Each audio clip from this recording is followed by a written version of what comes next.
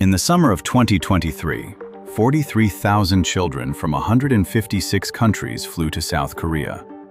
Their parents had been promised the experience of a lifetime, a global gathering 6 years in the making, backed by $89 million of South Korean government money. What those children found was a treeless mudflat baking under a record heatwave, with rotten food, filthy toilets, and a medical tent that, in the first days, didn't even have electricity.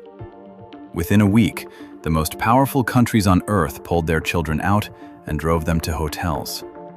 Then a typhoon forced the evacuation of everyone who was left. The world's press had a name for it: a Fyre festival run by a government. Here's the thing: nobody died. No building fell, no fire, no ferry. And that is exactly why this story matters. Because with no bodies to bury, you can see the machine underneath with perfect clarity. The same machine that has been killing Koreans for more than 30 years. This is Korea Files, Untold. The World Scout Jamboree is held once every 4 years. Winning the right to host it is a point of national pride, and South Korea won the 2023 edition years in advance, with time to prepare that most countries would envy. But look at where they decided to hold it. Not a forest, not a mountain.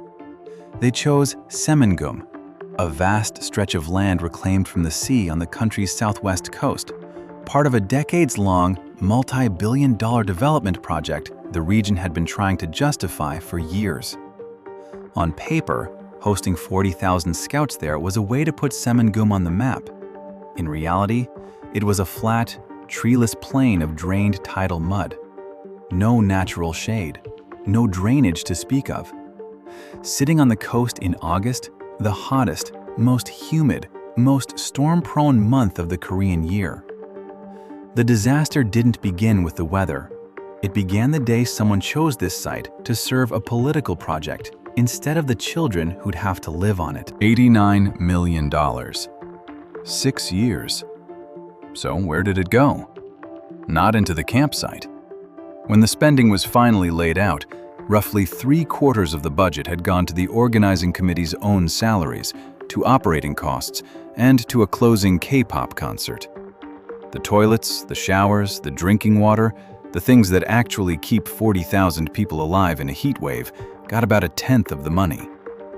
And then there were the trips. Over the years of preparation, officials from the various agencies involved took something like 100 overseas business trips, charged to the Jamboree. In one of them, provincial officials spent 8 days touring Switzerland and Italy to study successful Jamboree management. They studied success in the Alps. They delivered a mudflat. This is the part you have to understand before anything else.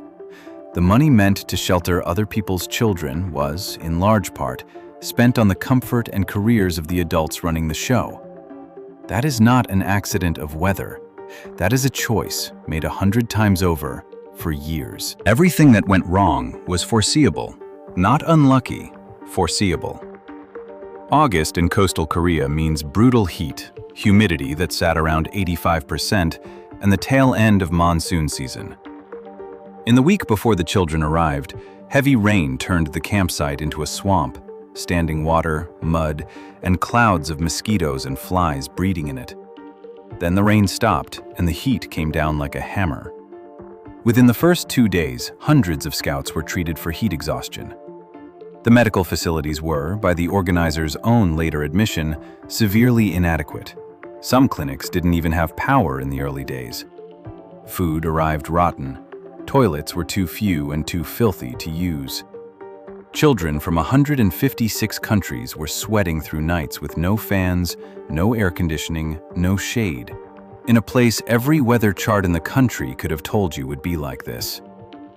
None of this required a crystal ball. It required someone, anyone, in 6 years and $89 million to take the obvious seriously. No one did. You can hide a domestic failure. You cannot hide one in front of 156 countries. First, the United Kingdom, the largest contingent, thousands of scouts, announced it was pulling its children off the site and moving them into hotels.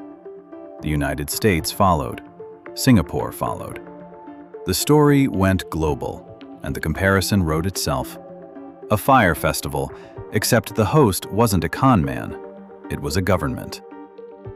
Then came the weather's final word. Typhoon Kanun turned toward the peninsula, and the organizers had no choice but to abandon the site entirely. Around 37,000 scouts from 156 countries were loaded onto a fleet of buses and driven away to Seoul and other cities, the largest emergency relocation of children in the event's history. To salvage the ending, the government scrambled a giant K-pop concert, and a lawmaker publicly begged BTS to show up and rescue the country's image. A 6-year, $89 million event evacuated before it could even finish. Broadcast to the world. When the inquiries came, they exposed something more damning than mud. Officially, the host was the National Scout Association. In reality, because the government was pouring in the money, it had quietly become the de facto organizer, against the event's own guidelines, which tangled lines of authority into knots. So when things went wrong, no single body was clearly in charge of fixing them. And it got worse. A state audit later found that the organizing committee and its supervising ministry had passed misleading updates up the chain, reports that made the preparations look further along than they were. The people at the top couldn't step in and force corrections, because the people below them were telling them everything was fine. Underneath it all, the central government and the provincial government spent the aftermath pointing fingers at each other. Cut corners, misreport the danger upward, diffuse responsibility until no one owns the failure. Then, when it breaks, argue about whose fault it was. If that sequence sounds familiar, it should. It is the exact same sequence behind the department store that collapsed in Seoul, behind the subway fire in Daegu, behind the ferry that sank with 300 people aboard. The Jamboree just ran the same program, and this time, by sheer luck, the cost was only humiliation. When a fire does it, we call it a tragedy. When a ferry does it, we call it a national wound. When a campout does it, we just call it embarrassing, and we move on. But it's the same machine every time. The assumption that it'll probably be fine. The money that flows to the people in charge instead of the people at risk. The reports that lie upward, and the system that was never quite there. Saemangeum is the rare case where that machine ran at full power and, for once, took no lives with it, which makes it the clearest look you'll ever get at how these disasters are actually built. I'm not telling you this to make Korea look bad. I live here. The same machine that humiliated this country in front of the world is the one I'd be trusting with my own life the next time a building, a boat, or a road gives way. So this was never about mocking these stories. It's about understanding them. Because the one thing that has ever forced this machine to change is people who refuse to look away. So we'll keep looking. Story by story, we'll take these disasters apart and ask the same question every time. Why does this keep happening? This is where the machine showed its face. Subscribe, and let's open the next file together.